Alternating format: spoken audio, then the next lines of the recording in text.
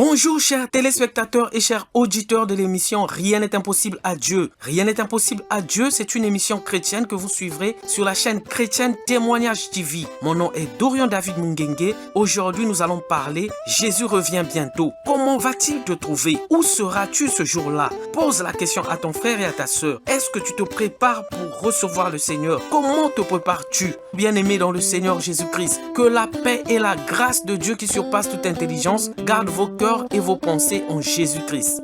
Le Seigneur Jésus-Christ revient bientôt. Est-ce que tu te prépares à le recevoir? Bien-aimé, chaque jour de notre vie, nous devons nous efforcer à être agréables aux yeux de l'Éternel. Et nous devons nous préparer chaque jour, car personne ne connaît ni le jour ni l'heure. C'est pourquoi nous allons lire dans Matthieu 24, du verset 36 au verset 51. Lisons au nom du Seigneur Jésus. Pour ce qui est du jour et de l'heure, personne ne le sait, ni les anges des cieux, ni le Fils, mais le Père seul.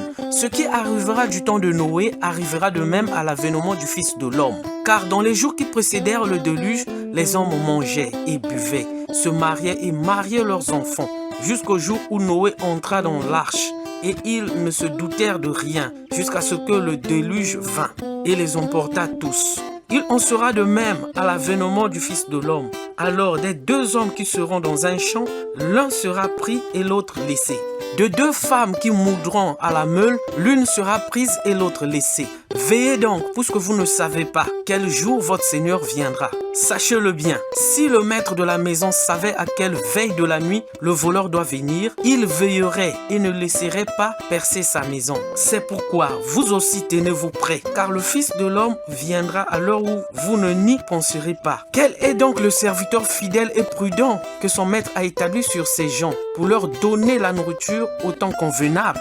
Heureux ce serviteur que son maître, à son arrivée, trouvera faisant ainsi. Je vous le dis en vérité, il l'établira sur tous ses biens. Mais si c'est un méchant serviteur qui dise en lui-même, mon maître tarde à venir, s'il se met à battre ses compagnons, s'il mange et boit avec les ivrognes, le maître de ce serviteur viendra le jour où il ne s'y attend pas et à l'heure qu'il ne connaît pas. Il le mettra en pièces et lui donnera sa part avec les hypocrites.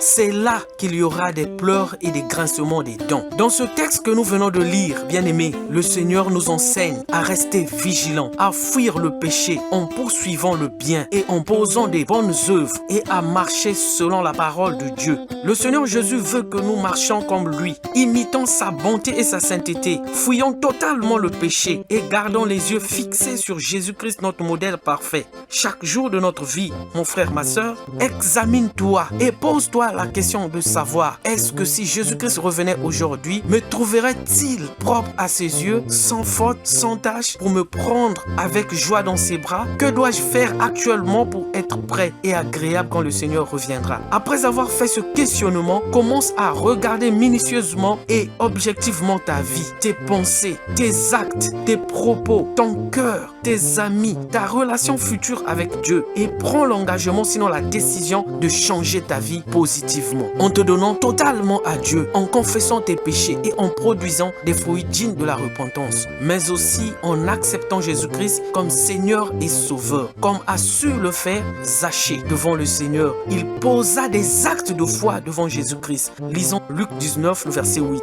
Mais Zachée, se tenant devant le Seigneur, lui dit, « Voici Seigneur, je donne aux pauvres la moitié de mes biens, et si j'ai fait tort de quelque chose à quelqu'un, je lui rends le quadruple. » Jésus-Christ nous appelle à être des bons serviteurs du Seigneur, des hommes et des femmes qui sont prêts à recevoir leur maître. Ne soyons pas comme les 5 vierges folles dans la parabole des 10 vierges. Lisons-le dans Matthieu 25, 1 à 13. Alors, le royaume de Dieu sera semblable à 10 vierges qui, ayant pris leur lampe, allèrent à la rencontre de l'époux. 5 d'entre elles étaient folles et 5 sages. Les folles, en prenant leur lampe, ne prirent point d'huile avec elles, mais les sages prirent avec leur lampe de l'huile dans des vases. Comme l'époux tardait, toutes s'assoupirent et s'endormirent.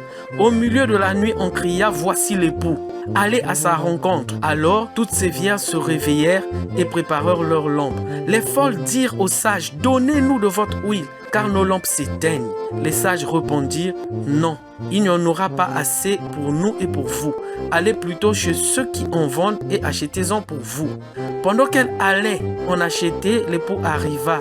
Celles qui étaient prêtes entrèrent avec lui dans la salle des noces et la porte fut fermée. Plus tard, les autres vierges vinrent et dirent, Seigneur, Seigneur, ouvre-nous. Mais il répondit, je vous le dis en vérité, je ne vous connais pas. Veillez donc, puisque vous ne savez ni le jour ni l'heure. Amen, amen. Jésus-Christ revient, comme l'enseigne clairement la Bible. Jésus a dit oui, je viens bientôt, dans Apocalypse 22, le verset 20. C'est un événement que nous ne manquerons pas. Tout le monde le verra venir et quand il sera là, il jugera tous les hommes. Jésus revient. Comment le savons-nous? Parce qu'il a dit, je vais vous préparer une place. Et lorsque je m'en serai allé et que je vous aurai préparé une place, je reviendrai. Jean 14, 2 à 3. Quand la Bible parle du retour du Seigneur, il n'est pas question de notre mort ni de la venue du Saint-Esprit. Il s'agit du retour personnel et visible du Seigneur Jésus-Christ.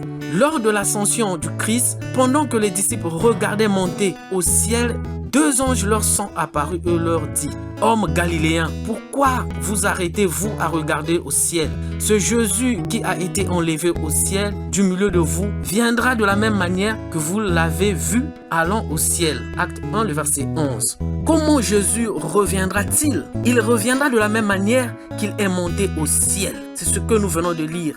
Les disciples ont vu Jésus monter au ciel. Et ceux qui seront vivants, quand il reviendra, le verront aussi. Mon frère, ma soeur, il y a plusieurs signes dans la Bible qui témoignent le retour du Seigneur Jésus-Christ. Parmi lesquels on peut citer les guerres, la famine, les pestes, les tremblements de terre, les tourbillons, les cyclones, le mensonge, la méchanceté des hommes, la sorcellerie, l'antichrist.